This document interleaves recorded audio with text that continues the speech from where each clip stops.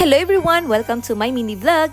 At ngayon ipapakita ko po sa inyo yung mga nakuhanan ko mga bulaklak nung nagpunta kami dito sa Gifu World Rose Garden. Ang gaganda po ng mga nakuhanan ko mga bulaklak. Sana manood po kayo hanggang matapos yung video.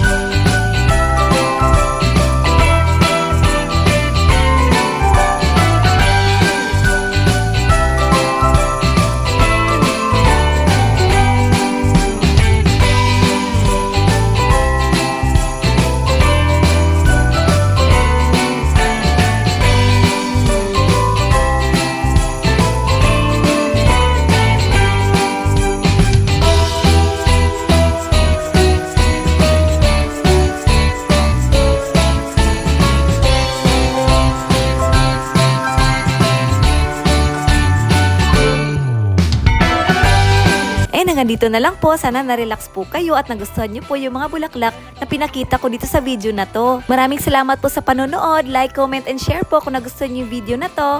Bye! Arigatou gozaimasu!